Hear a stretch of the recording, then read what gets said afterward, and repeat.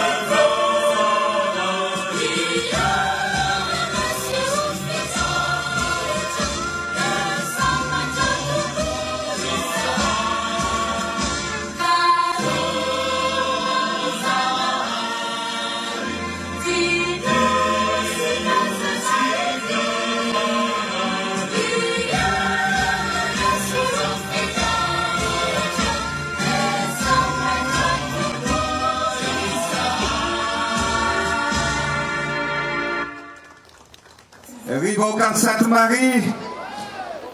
a Courlane Fad venona cosa sfad Zamantsua tena ao anatin'ny ampifaliana sy ampitiavana lehibe no afahako miaraka aminareo vahoaka Sainte Marie androany satria andro manatantara amin'ny tantaran'i Sainte Maria ny andro androany noho ny fanolorana ireo foto-drafitrasa marobe manova n'ity tanànan'i Sainte Marie ity. Karaha fadinareo a dia sioteka siorakoroka marobe mihitsy a ho atsika rehetra tokolatokobary.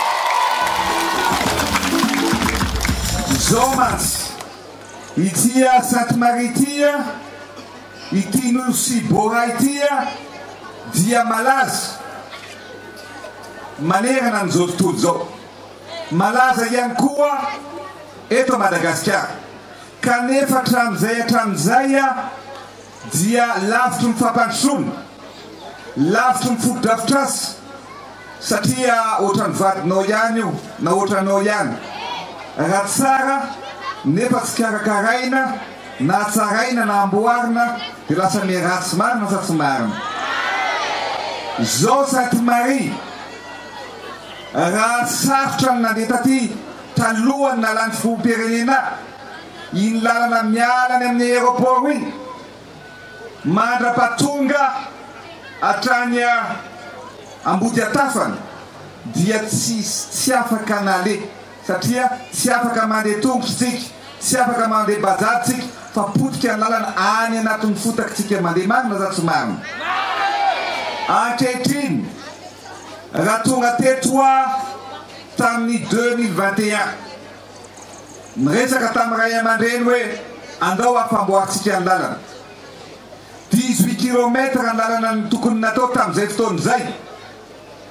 dia nandesy lahatra ny mpamatsy voly isika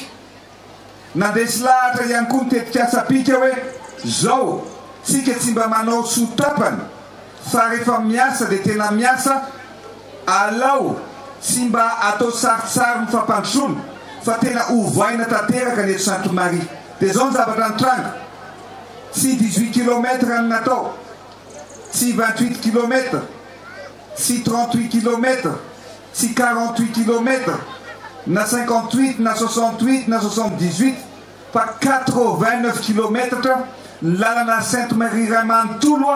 namboaritsika ary tsisy lavaka intsony eto Sainte Maria ohatra ho an'i Madagasikara soa ny tanàn-dehibe rehetra atokonatokovary faly sady falytsika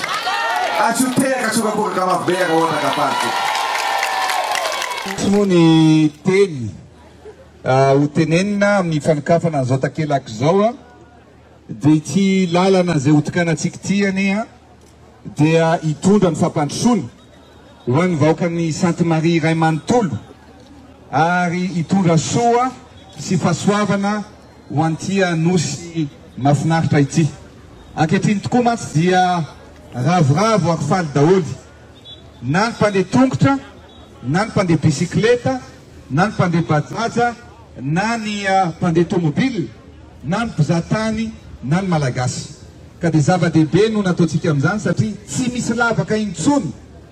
ny lalan-dehibe eto Sainte Maria ankehitriny ary ohatra velona ny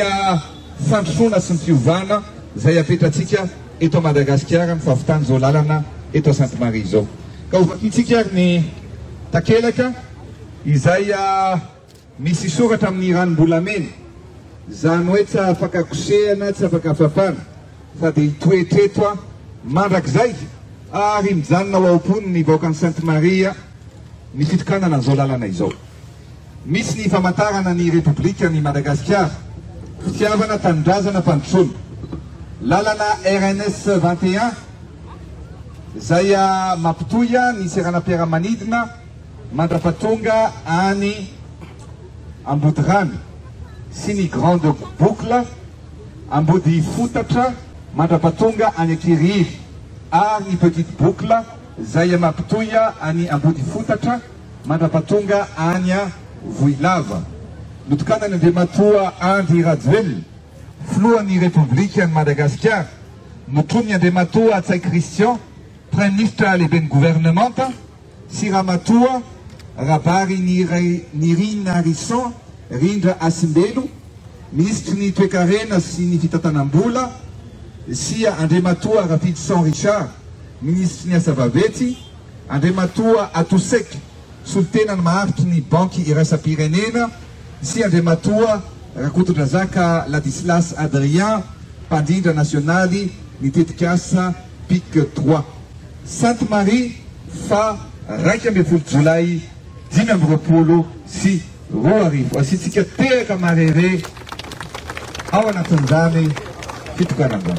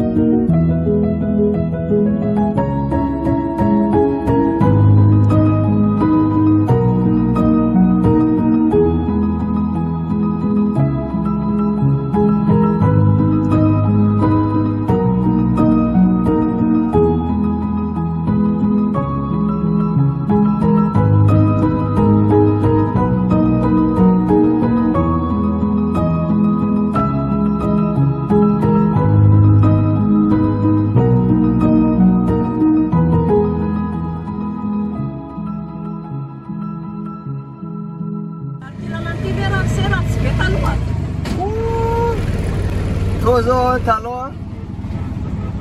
mandeha va aéroport mandeha ville zao agny amin'ny 40 minutes izy am'izao zany 20 minutes